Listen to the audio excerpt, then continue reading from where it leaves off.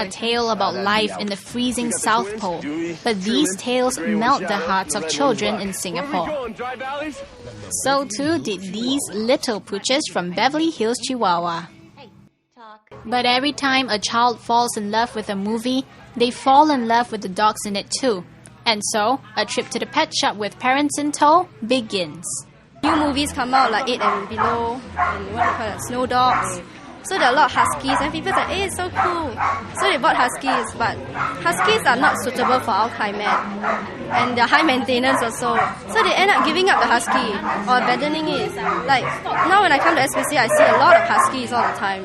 And now the new Beverly Hills Chihuahua shows up, is up. So people will be like, oh, I see a lot of people with Chihuahuas now. I went to dog shows, I went to doggy events. I see people carrying their Chihuahua dressed up with crown, with dress. I don't think it's right. And smaller animals are no better off too. When G-force hits screens here, guinea pigs may well hit homes too. I'm very sure they'll be expecting guinea pigs soon. Because in G-force you see the guinea pigs like, hey, that's so cute, they can do so many things. But a lot of them don't really know what kind of temperament the animals has before they got it. So guinea pigs are actually rather boring creatures. They just sleep, eat, make noise when they need food. Some people prefer that, but those who don't prefer that will get bored of it. Then they live a few years and they want to put up with it. So lazy to change the cage, so they just give it up.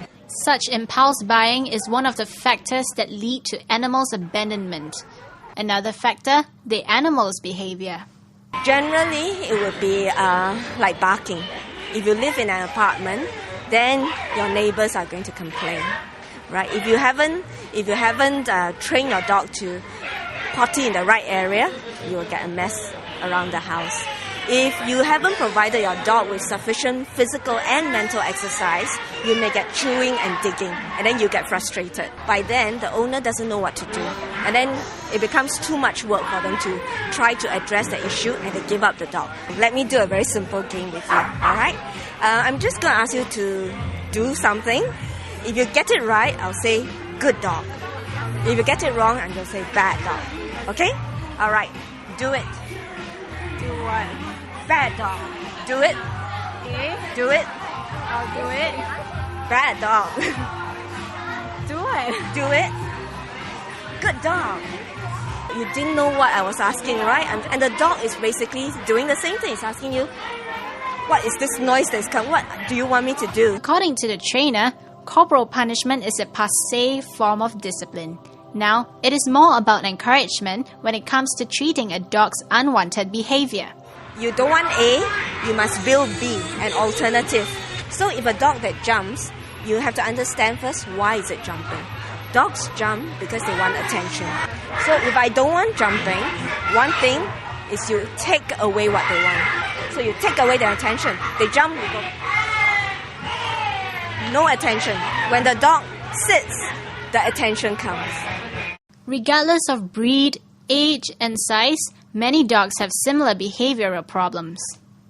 We have a designated area for peeing, for his peeing, but then sometimes he just don't know why, then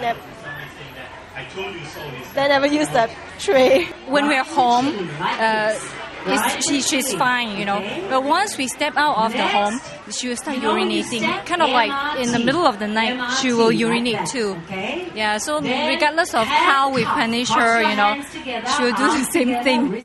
To nip the problem in the bud and prevent the situation from escalating into abandonment, any pet should be trained the moment they are brought home. 5-year-old dog was brought in, a toy breed, and they were giving that up because it bit them, and I think it's very attached to the mother, so it's very protective. So if anybody talks to the mother, it will snap without provocation. But it's not the dog's fault, and we did try to, get them to go for dog training or to consult a counsellor today, and they said, we're shifting tomorrow, and they gave the dog up. And I mean, the dog is so attached to the mother, I think the mother's going to be seriously affected by it. And we can't keep a dog that bites. Today is a reminder to everybody to train your dog from young, from day one. Because if that dog had training, I don't think they would have given it up.